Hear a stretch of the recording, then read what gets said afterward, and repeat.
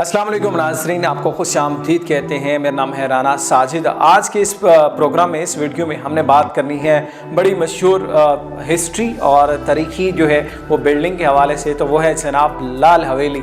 कौन इस नाम से वाकिफ़ नहीं है? लाल हवेली का जब भी जिक्र आता है, तज़किरा आता है, तो शेख रशीद अहमद जो कि अवामी मुस्लिम लीग के सरबराह है, और उनका नाम जहन में आता है। तो जी हाँ, शेख रशीद जो कि इस लाल हवेली के मकीन हैं, और इस हवाले से खबरें काफ़ी गर्दिश कर रही हैं कि उनको नोटिस जारी किए गए हैं औकाफ की जानब से कि इसको खाली कर दिया जाए। लेकिन शेख रशीद डटे हुए हैं कि ये हवेली उन्हीं की है और वो इसी पे क़याम करेंगे।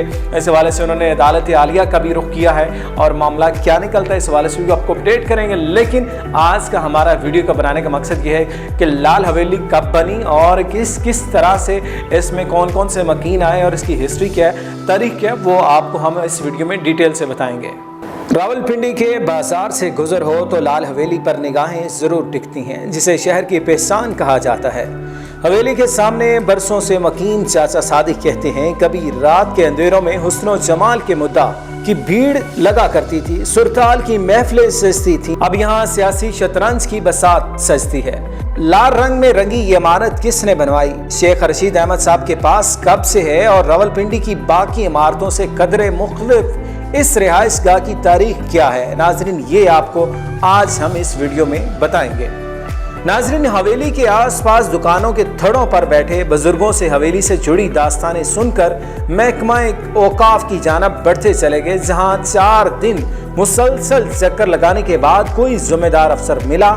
लेकिन वहां मौजूद एहलकारों ने कुछ कागज उलट पलट कर बताया कि हवेली के कुछ हिस्से, जिनमें मंदिर भी शामिल है, महकमे के पास हैं, जबकि एक हिस्सा शेख साहब के पास है।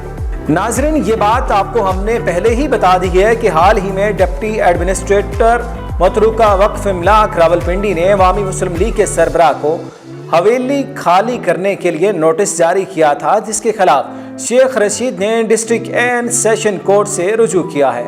ऐसा ही एक नोटिस इनको 2014 में भी मिला था। उस वक्त शेख रशीद के भतीजे शेख राशिद ने बताया कि लाल हवेली से मुतसिल महकमा औकाफ की जायदाद, जो दरअसल एक मंदिर है, पिछले 15 से 20 साल से अवामी मुस्लिम लीग के ज़ेर इस्तेमाल रही। शेख रशीद के मुताबिक हमारे पास ज़मीन नहीं, ऊपर वाला 2.5 मरले का चौबारा है। हमारे अलावा दीगर 19 लोग भी लाल हवेली में रहते हैं। नाजरीन, लाल हवेली अंदर से कैसी है? कैसे एक हवेली में मोहब्बत के लिए बनाई गई राहदारियां सियासत की भूल भुलैयों की नजर हुई? क्या इससे जुड़ी दास्तान के किरदारों को अब भी हवेली के अंदर जाकर महसूस किया जा सकता है? ये एक ऐसी कहानी है जिसका ताल्लुक इसकी मलकियत से जुड़े कानूनी तनाज़े से है। तो नाजरीन, शेख रशीद अहमद अपनी किताब फर्जंदे पाकिस्तान में लिखते हैं कि पाकिस्तान बनने से बहुत पहले की बात है कि झेलम के खुशहाल हिंदू घराने के चश्मो चिराग बैरिस्टर धनराज सहगल एक शादी की तकरीब के लिए सियालकोट गए, जहां उन्होंने बुद्धा भाई को महवे रक्स देखा। धनराज को बुद्धा के घुंघरों की झनकार इस कदर भाई को इससे दिल दे बैठे।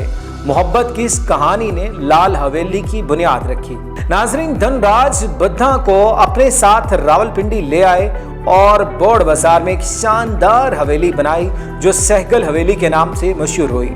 शेख रशीद अहमद अपनी किताब में मजीद लिखते हैं कि बुद्धा भाई मुसलमान थी, इसलिए एहतराम में धनराज ने बुद्धा के लिए हवेली के सहन में मस्जिद और अपने लिए मंदिर बनवाया। दोनों अपनी अपनी इबादत गाहों में बिना किसी खौफ के इबादत किया करते थे, मगर आज इसी मंदिर, मस्जिद और हवेली के दरमियान कई घर हायल है। नाजरीन, इसके आस पास के पुराने मकीम बशमूल चाचा सदीक, चाचा अमीन और चाचा रहमत बताते हैं कि हवेली में आने के बाद बुद्धा सोमो सलात की पाबंद हो गई थी। आहिस्ता आहिस्ता गाना सीखने वालों की तादाद कम और बुद्धा से इस्लामी दर्स लेने वाले बढ़ गए थे। फर्जंदे पाकिस्तान की कुछ औराक बताते हैं कि बंटवारा हुआ तो धनराज ने हवेली बुद्धा भाई को सौंपी और खुद खानदान के हमरा इंडिया चला गया और बुद्धा यहाँ अकेली रह गई। नाजरीन, इधर अदालत ने इस हवेली को मतरूका मलकियत करार दे दिया, जिसके बाद हवेली के 20वें हिस्से में से सिर्फ वही हिस्सा बुद्धा भाई को मिल सका जो कि आज लाल हवेली कहलाता है। अदालत में बुद्धा भाई से जज ने कहा कि वो बयान दे दें कि वो हिंदू हो चुकी हैं या धनराज मुसलमान हो चुके थे।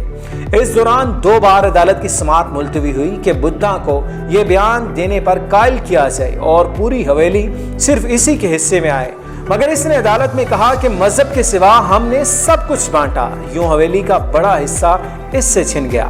بورڈ بازار کی چھوٹی بڑی دکانیں اور گلیاں بھی کسی زمانے میں عمارت کے صحن کا حصہ تھیں۔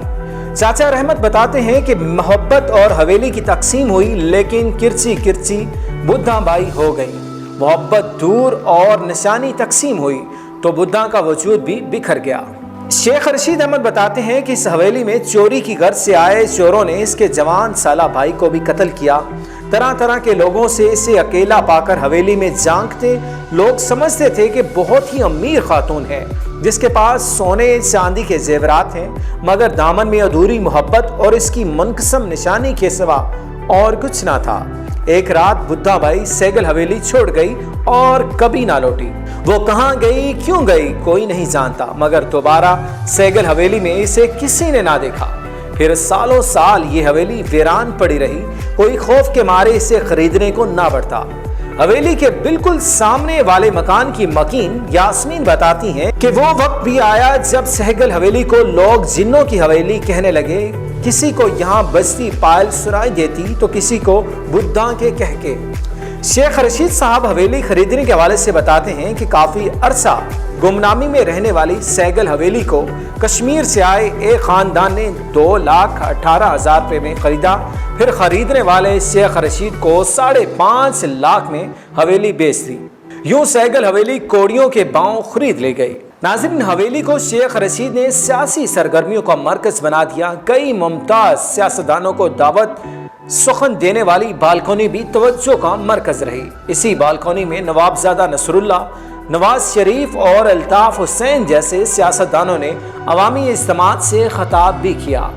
شیخ رشید احمد نے حویلی کی تزئین و آرائش میں لال رنگ کی کشمیری لکڑی کا استعمال کیا۔ نئے رنگ و روپ میں ڈالنے کے بعد اس سے نام بھی نیا دیا گیا، لال حویلی۔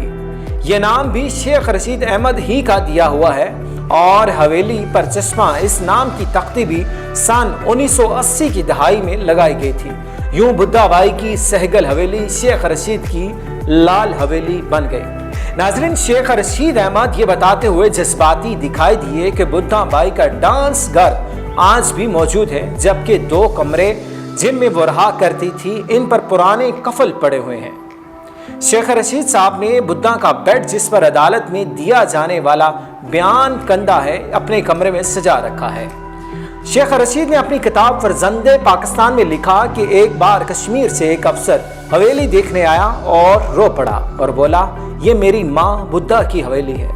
شیخ صاحب کہتے ہیں کہ ہم نے اسے روکنا چاہا، بدھا کے بارے میں جاننا چاہا، مگر وہ کچھ کہے بنا چلا گیا۔ بدھا بائی کے لیے بنوائی گئی مسجد اب بازار کے رہائشیوں کے استعمال میں ہے، جبکہ مندر کی حالت مخدوش تر ہے جس کا کوئی والی وارث نہیں۔ شیخ صاحب کو حویلی چھوڑنے کے پھر سے احکامات ملے ہیں، لیکن وہ اپنی نجی اور سیاسی محفلوں میں ایک جملہ اکثر کہا کرتے ہیں، اگر مجھے چوائس ہو کہ زندگی یا لال حویلی تو میں لال حویلی کو چن لوں گا۔ تو ناظرین، یہ تھی آج کی کہانی اور آج ہم نے لال حویلی کے حوالے سے آپ کو تفصیل سے بتایا اور اس کی تاریخ اور ہسٹری بھی آپ نے جانی۔ یقینی طور پہ آپ کو لال حویلی کے حوالے سے کافی انفارمیشن حاصل ہو چکی ہوگی۔ مزید نئی کہانیوں کے ساتھ، نئی ویڈیوز کے ساتھ اور نئی انفارمیشن کے ساتھ ہم حاضر ہوتے رہیں گے۔ اپنا بہت سا خیال رکھیے گا۔ مجھے اجازت دیجیے، اللہ حافظ۔